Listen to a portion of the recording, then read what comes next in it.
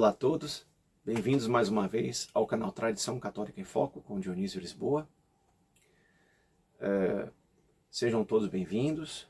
Se você gosta do meu conteúdo, curta, compartilhe, inscreva-se no nosso canal e todas as vezes que um vídeo novo for lançado, você vai ser notificado. O sininho, né? Hoje a gente vai tratar um pouco da questão da reforma litúrgica. A questão que o padre José Eduardo falou na sua live de que os protestantes teriam sido apenas meros observadores na época em que a comissão, chamada Concilium, né? Concilium, não é o Concílio Vaticano II, era a comissão encarregada pelo Papa Paulo VI de elaborar o texto do missal novo, a missa nova. Então, ele disse isso, e eu lamento informar a ele que isso não condiz com a verdade, eles não foram meros observadores. Aliás, qual o interesse da igreja, qual o interesse das autoridades da igreja ou de uma comissão que está elaborando um missal católico, chamar protestantes para que observem, né, a elaboração desse novo missal? E se percebe nisso a grande verve, na verdade, de ecumenismo, né? O grande verbo de ecumenismo, mas não ecumenismo como deveria ser, né? De atrair as pessoas através da pregação correta da doutrina. Muito pelo contrário. Esse ecumenismo, essa aproximação com o protestantismo se deu com o enfraquecimento dos elementos mais dinâmicos e efetivos da doutrina católica. E a missa foi um desses pilares que foram fortemente atingidos. A gente viu que era uma nova igreja que eles queriam criar. Então, eles primeiro fizeram um concílio, que abriu as portas, depois viria a missa nova, depois viria um novo Código de Direito Canônico, em 83, a missa nova em 69, o Código de Direito Canônico em 83, depois viria um novo Catecismo de 1992. Eles queriam uma nova configuração de igreja aberta ao mundo. Mas o mundo jaz no maligno, não é? Então essa comissão, né, que tinha à frente na época o padre Aníbal Bonini, depois ele foi promovido, né, pela excelente obra dele.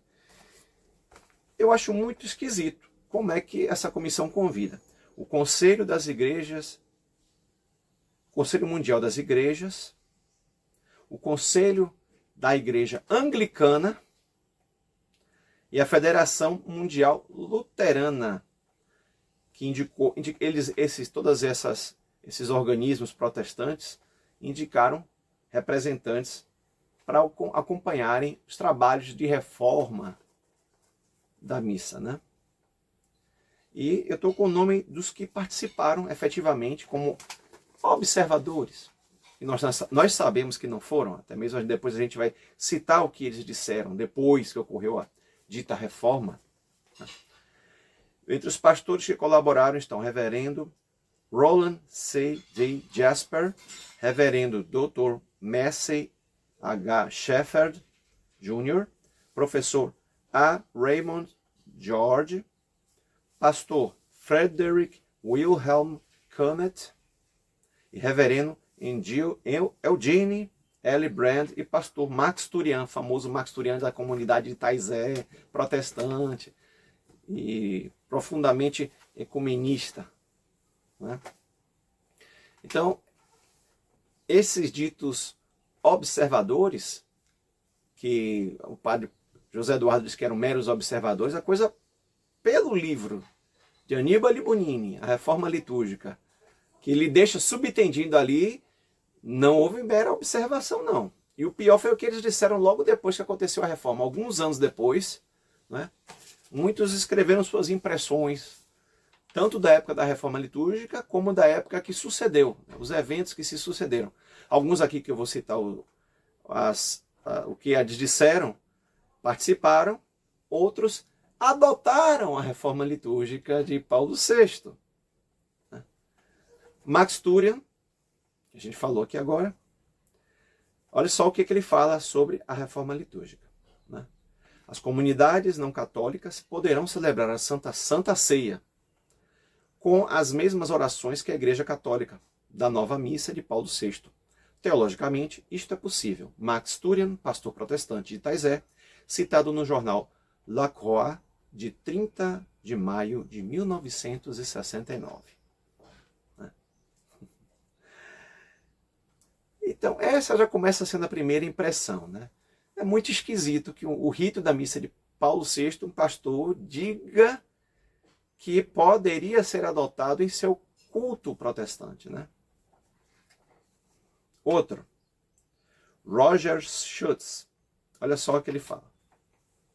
As novas orações eucarísticas da Missa Nova de Paulo VI representam uma estrutura que está conforme a Missa Luterana. Opa! Isso está citado na revista Itinéraires, número 305, página 162. Né?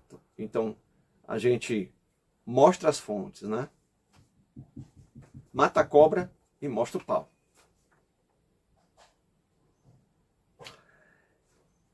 Pasteur Viot. O que nós consideramos, e bem acima, é um ponto sobre o qual todos os protestantes concordam. E não há divergência sobre este ponto. Olha só, não há divergência. É que a missa possa ser uma repetição do sacrifício de Jesus Cristo, que o padre possa oferecer o corpo e sangue uma vez mais. Isto nos parece, eu vos digo, muito francamente, abominável. O entendimento deles é que a missa era uma repetição do sacrifício do Calvário. Nós sabemos que não é. Nós católicos sabemos que não é. É uma atualização. Usando uma linguagem mais acessível, é uma presentificação daquilo que aconteceu há 2000 anos lá em cima do Calvário, quando Nosso Senhor, né, derramou seu sangue em sacrifício, que a missa é sacrifício. Enquanto no Calvário o sacrifício era cruento, Jesus derramou seu sangue, na missa é incruento. Isso ocorre de forma mística, mas é aquele mesmo Calvário, presente.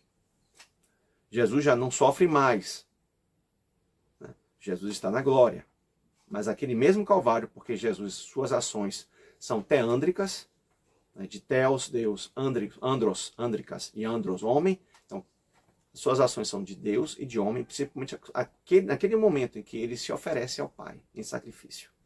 Então eles quiseram retirar o quê? O caráter sacrificial da missa, essa reforma absurda, não é? Fez com que o caráter sacrificial fosse, no mínimo, obscurecido. Aliás, Lutero sempre declarou, nunca escondeu, seu ódio à missa. Ele sempre disse que atacar a missa seria uma forma de afrontar, não é? E gerar dano à igreja. E por isso o Papa São Pio V ele cercou a bula que cristalizou a missa, a Quo Primo Tempore, de todos os cuidados. Por isso que a missa tradicional é a missa por excelência. Não é? Então, esse Pasteur Viot, ele fala que a missa é abominável. E o grande mérito do Ordo de Paulo VI, a missa nova, né, é que ele abriu um caminho exatamente neste sentido. E que é assim que a igreja conciliar agia. O que era intolerável na missa de Pio V, eu escrevi no jornal Le Monde, e eu me refiro a isso frequentemente, é que muitos dos nossos antepassados na fé preferiram subir no cadafalso antes que assistir àquela missa. Esse pessoal, se já não entregou o jogo, já na época, como é que hoje em dia as pessoas fecham os olhos para essas coisas? Está disponível na internet. Eu até agradeço ao irmão Bruno Luiz Santana que trouxe à baila tudo isso aqui, que eu já sabia. Mas ele trouxe de uma forma bem, essas citações bem concatenadas, né? E eles tinham uma certa coragem. Teologicamente, tinham razão, porque aquela missa não é possível aos nossos olhos, aos olhos protestantes. no campo evangélico. Pastor Viot, presidente do Consistório Luterano de Paris, citado no Una Voce de junho de 1985. Já tinham decorrido 16 anos da reforma litúrgica. A reforma litúrgica aconteceu em 1969. Começou a ser implementada a partir de 1969. Pastor Jordan. Assim, na minha paróquia de Hamburgo, na Alemanha, por exemplo, nós usamos normalmente a oração eucarística número 2 da Missa Nova de Paulo VI, com a forma luterana das palavras da instituição, e omitindo a oração para o Papa. Pastor Gottfried Jordan, conferência no Instituto Donherwegen da Abadia de Maria Laach, no dia 15 de junho de 1975, citado na revista Itinerar, número 218, página 116. Que perversidade, meu Deus. Como essas pessoas tiveram coragem de mutilar a missa, de retirar muitas daquelas coisas que eram mais católicas, de alterar o cânon que consagra as espécies.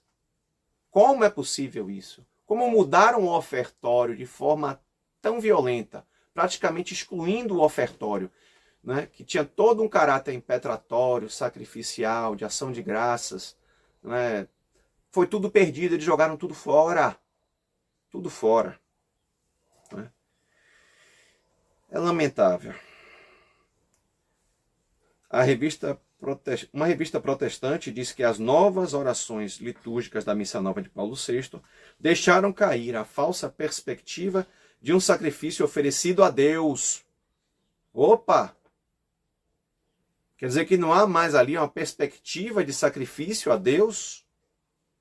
Uma das mais importantes revistas protestantes, citadas por Jean Guiton no jornal La Croix, de 10 de dezembro de 1969. Quem era Jean Guiton? Amigo pessoal do Papa Paulo VI e um modernista de carteirinha. Não dispensa melhores apresentações para esse indivíduo. Universidade Protestante, Faculdade Protestante de Estrasburgo. Carta ao Bispo de Estrasburgo. Olha só o que ele fala.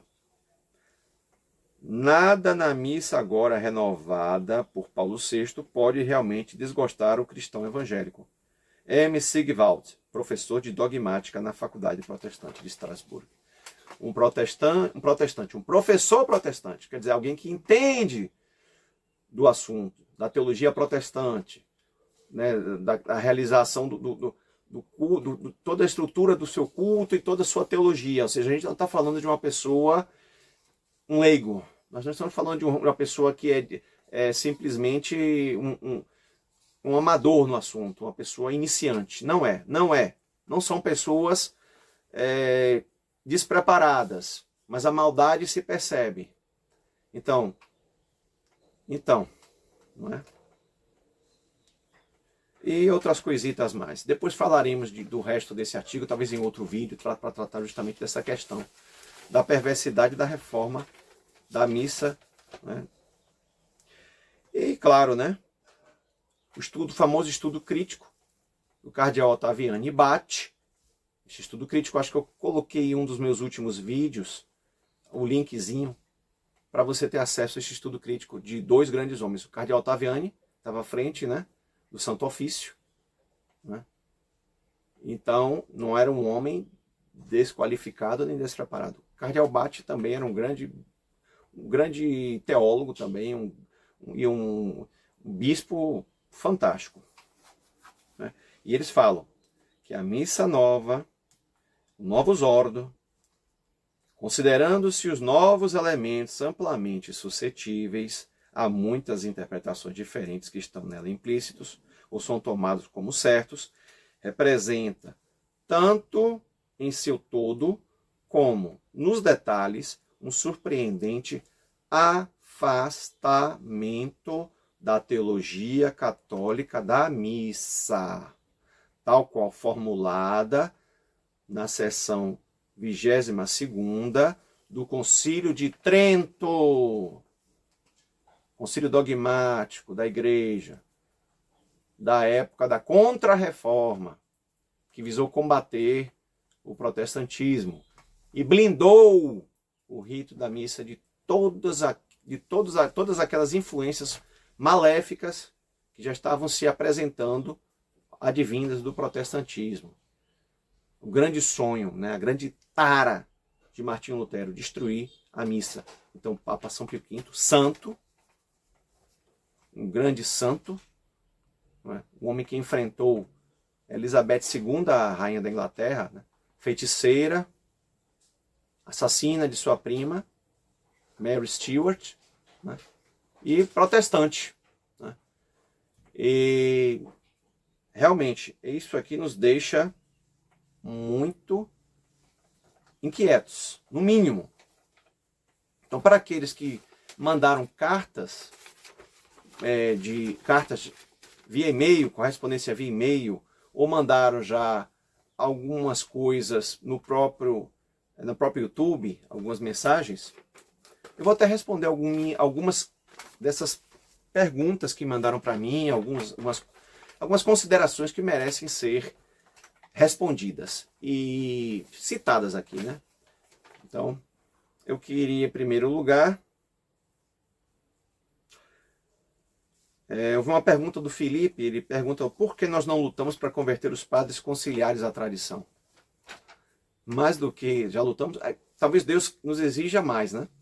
A gente está vendo aí o padre José Eduardo, o que ele fez, né? E ele é conciliar, padre do concílio, padre pós-concílio. Dura serviço. Dura serviço, eu peço que rezem por ele, não usem os adjetivos nem as qualificações que ele usou para conosco, mas sempre hajam na caridade. Perdão. Então rezem por ele, rezem pelos padres pós-conciliares. É a única coisa que eu posso dizer nesse momento. Oração, né? E continuar nesse empreendimento de tentar esclarecer as pessoas, abrir os olhos. Eu oro a Deus que surjam outros canais também da tradição que ajudem nesse intento, né, benéfico para as almas de esclarecer as pessoas. Um rapaz, Olaf, ele assistiu um vídeo de um culto anglicano e de um culto luterano. Olha só que interessante. Ele assistiu um vídeo de um culto anglicano e de um culto luterano, e por causa disso ficou muito perturbado devido às enormes semelhanças com a missa nova. Hoje ele está meditando profundamente sobre se vale a pena ou não ir à missa nova. Acho que agora ele está meditando mesmo. Porque se você pegar um vídeo realmente de um culto anglicano, de um culto luterano, né, ou de um culto anglicano, principalmente da chamada High Church, né, que é a parte da igreja anglicana que é mais próximo, mais se aproxima um pouco da igreja católica, você vai ver ali que realmente é muito semelhante à missa nova. Os luteranos também, né? O culto luterano, então, também nem se fala. É bom ver que você Olaf, está meditando, está realmente ruminando. Veja, estude, por isso que eu digo, 90% é oração, 10% é estudo. Jones Wheeler, salve Maria, Dionísio. Rezar os 3 terços ao longo do dia se configura o rosário ou apenas rezando em sequência?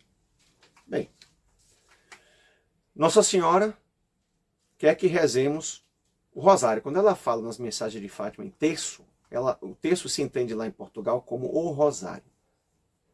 Você pode rezar tranquilamente de uma só vez, ou pode rezar ao longo do dia. Um terço pela manhã, outro à tarde e outro à noite, né? Nada impede você também de rezar de uma vez só. Fica a seu critério. O que é importante é não deixar de rezar o rosário. Não deixar de rezar o rosário. Tá bom? Não deixar de rezar o rosário. Sheila Gomes. Conheci o canal do senhor ontem, senhor Dionísio. E eu e meu esposo somos de Pernambuco e recebemos a assistência de Dom André, da Ordem de São Bento, Resistência, umas 3 vezes por ano. As perseguições e calúnias contra nós têm crescido, mas rezemos, pois não há vitória sem luta. Que Deus e a Virgem Santíssima abençoem muito o Senhor e seu apostolado. Muito obrigado, Sheila. Que Deus abençoe você, seu marido, sua família. Nunca esmoreça. Continue seguindo o apostolado da resistência, que é doutrina segura, que vai levar você realmente a seguir o caminho da tradição. É o caminho que leva a Nosso Senhor e a Virgem Santíssima. E fico tocado em saber que 3 vezes por ano só, mas vocês estão ali, né? Perseverando. Muito bonito isso. Nosso Senhor vai lhe recompensar, tá bom? Por esse sofrimento. Ofereça esse sofrimento por aqueles que desprezam a tradição, que desprezam a missa de São Pio V, a missa tridentina, tá bom? Reze por eles. E fica aqui o convite, quando você quiser vir a Salvador, a Candeias, né? Tenho certeza que você vai ser acolhida muito bem pela comunidade de lá. Vocês, nossos irmãos. Jane Lemos. Estou em transição. Na minha região não tem missa tridentina e por isso ainda frequento a missa nova. Peço orações. Deus abençoe esse apostolado. Como ela mesma fala, né? Jane, obrigado. Você está em transição. Isso é muito bom. Conselho que lhe dou. Procure pessoas que têm os mesmos anseios de você pela tradição. Procure essas pessoas. Se você não tem a missa na sua cidade, como você fala, né, na sua região, reúna-se com amigos, reúna-se com irmãos de fé que queiram ir à missa, né, aluguem uma van, né, vão de carona se possível, corram atrás, vale a pena. E reze para que a missão de alguém, ou da fraternidade, ou da resistência, apareça aí, para que vocês realmente possam se sentir acolhidos, né, nessa realidade tão sobrenatural e tão bela que é a missa tridentina e a doutrina correta. A missa é muito importante. A missa é essencial, mas é preciso que haja reta doutrina. Tá bom? Sem reta doutrina é complicado. Carlos Almeida. Nossa, isso aqui me impactou muito. Eu estava até lendo esse testemunho aqui desse rapaz para minha esposa e a gente realmente se emocionou. Olha só que bonito. Sou do estado de Rondônia. A missa de sempre mais próxima fica em Mato Grosso, mais de 1.500 quilômetros daqui. Nossa! As missas da minha cidade, infelizmente, são uma bagunça. Parece um show antes. Antes eu não via como um problema, apesar de achar estranho. Porém, venho estudando sobre a crise. Já li alguns livros que recomendou. Que bom! Que bom que esse apostolado se presta a indicar o caminho de bons livros para vocês. E não consigo ver a missa como eu via antes. Está começando a me deixar escandalizado. Sinto que minha fé está sendo ameaçada. Não acho que sua fé está sendo ameaçada. Você é um homem que está correndo atrás da verdade, né? A gente busca a verdade não é uma reles ideia, é uma pessoa. E você está atrás dessa verdade que é Cristo. Eu digo que você está ruminando, está matutando as coisas que você aprendeu por aqui, através desse humilde apostolado. Tá bom? Venho aos poucos tentando passar o conhecimento para minha esposa, com bastante caridade e cuidado, para que ela perceba os erros. Enfim, a consciência nos acusa fortemente de começarmos a nos planejar para mudar de estado, onde tem um padre ligado à fraternidade sacerdotal São Pio X. Nossa, como é que você diz que sua fé está fraquejando? Se você quer buscar a verdade, e se você está disposto a tamanho sacrifício. Creia, rezando o rosário, entregando tudo nas mãos de Nossa Senhora, ou lutando mesmo para que um padre da tradição vá aí, acredite, grande será o seu galardão diante de Deus, diante da Virgem Santíssima. Fantástico esse testemunho seu. E olha só que interessante. Roberto Dias Vieira. Até eu, um não católico, Já sou tradicionalista. Sou membro do CDBs e cliente assíduo de seus lançamentos. Se eu me tornar católico, serei da tradição. Que bom. Tá vendo? Pois é, até gente que não é católica já sente o pendão, né, de aderir à tradição. Maravilhoso esse testemunho desse rapaz. Parabéns, Alberto Dias. Espero e rezo. Vou rezar, vou incluir você nas minhas orações. Carlos Lima. Por onde devo começar? Rezar o rosário. É assim que se começa. Rezar todo dia o rosário. Acreditem, não ficará sem resposta. Todo aquele que rezar o rosário não ficará sem resposta. Os mistérios gozosos, dolorosos e gloriosos. Tá bom? E o segundo passo é procurar se informar, ler os bons livros, como eu falei. Primeiro, rezar, orar, 90%. Mas você tem que chegar no 100%. Você chega no 100% lendo. Estou lendo aqui agora, relendo já a verdade. Ó. Lendo, se instruindo, crescendo na fé. Crescendo na fé. Correndo atrás. Correndo atrás. E por último hoje, Liana Amado de Castro. Você está fazendo um ótimo apostolado. Vou estudar mais, que bom. Que Deus te abençoe. Estudar sem deixar de orar. Oração mental, oração do rosário. Se não puder rezar o rosário por enquanto, por achar muito pesado, inicie com o terço. Tem gente que vai logo pro terço, consegue, esses conseguem. Eu comecei primeiro com o terço, depois fui pro rosário. E hoje estou no rosário. Tá bom? Meus queridos, então vocês, com base nesses subsídios que eu estou dando aqui para vocês, no início, né, do início do nosso vídeo, eu recomendo, recomendo, né, o livro A Missa Nova, de Paulo VI, de Michael Davis, Editora Permanência. Quem não, acho que já esgotou, mas talvez vocês achem em bons sebos. Procurem primeiro na Editora Permanência. Se não acharem, vão para os sebos. Tem muitos sebos bons, mas eu acho que aquele que reúne maior acervo realmente é a estante virtual. Então fica a critério de vocês, tá bom? Bem, despeço-me por aqui, pedindo a vocês que rezem por esse apostolado. Não deixe de continuar mandando mensagens para a gente. Isso nos motiva ainda mais a nos estendermos em nossa missão, em nosso propósito de levar vocês à tradição. Tá bom? Rezo também pelos neoconservadores. Rezo muito por eles. Para que caiam as escamas dos olhos. Caiam. Lembre-se, fiéis da tradição.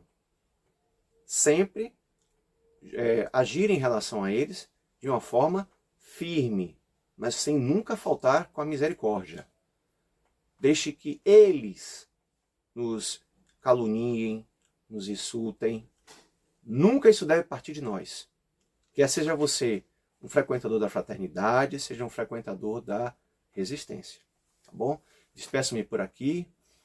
Em nome do Pai, do Filho e do Espírito Santo. Amém. Causa nostra Letícia, ora pro nobis. Se você gostou do conteúdo desse canal, curta, compartilhe, inscreva-se. Grande abraço a todos, gente. Até o próximo vídeo.